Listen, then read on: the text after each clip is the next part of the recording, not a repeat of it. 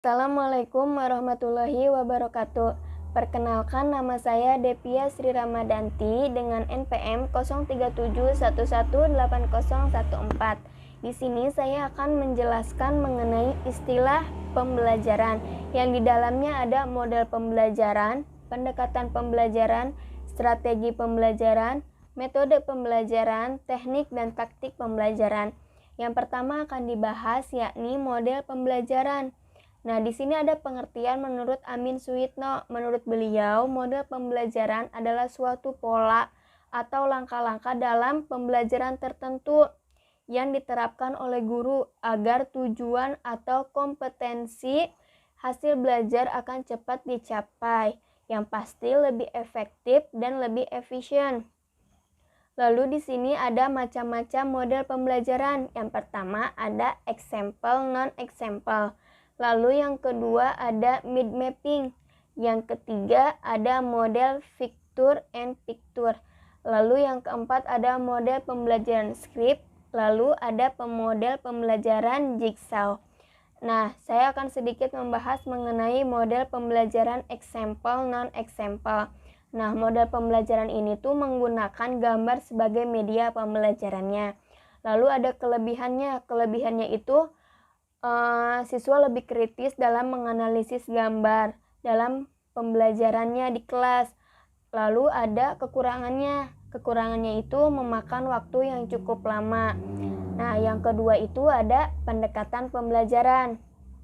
Nah, pendekatan pembelajaran itu adalah suatu proses pembelajaran atau cara memulai pembelajaran dengan menginspirasi, menguatkan, dan mewadahi. Lalu ada macam-macam pendekatan. Yang pertama ada pendekatan kontekstual. Yang kedua ada pendekatan saintifik. Yang ketiga ada pendekatan konvensional. Lalu yang keempat ada pendekatan inquiry. Lalu yang kelima ada pendekatan cooperative learning dan pendekatan interaktif.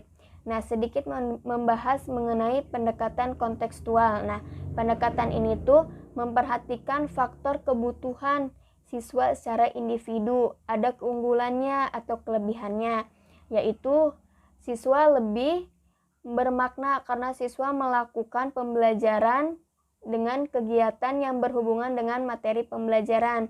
Lalu kelemahannya itu siswa harus menyesuaikan dengan kelompoknya. Yang ketiga ada strategi pembelajaran. Di sini ada pengertian menurut Suparman. Strategi pembelajaran memiliki arti sebagai panduan, urutan, dan cara mengkoordinasi materi pelajaran. Lalu ada macam-macam strategi pembelajaran. Yang pertama itu ada cooperative learning. Nah, yang kedua itu ada strategi pembelajaran berbasis masalah. Lalu ada yang berbasis proyek. Lalu ada juga strategi pembelajaran afektif dan strategi pembelajaran kuantum. Nah, yang keempat ada metode pembelajaran. Di sini ada pengertian menurut Sobri Sutikno. Metode pembelajaran adalah cara-cara menyajikan materi pelajaran yang diberikan kepada murid agar terjadi proses pembelajaran pada diri siswa. Nah, tujuannya itu membantu proses belajar mengajar dapat dilakukan dengan cara yang baik. Lalu ada jenis-jenis atau macam-macam metode pembelajaran. Yang pertama itu ada metode ceramah. Yang kedua ada metode diskusi. Lalu ada demonstrasi, eksperimen, dan yang terakhir ada metode latihan. Lalu yang kelima ada teknik pembelajaran. Ialah sebuah cara atau taktik yang digunakan oleh guru dalam menyampaikan bahan ajar kepada para murid agar memperoleh hasil yang maksimal. Teknik yang digunakan harus sesuai dengan bahan ajar.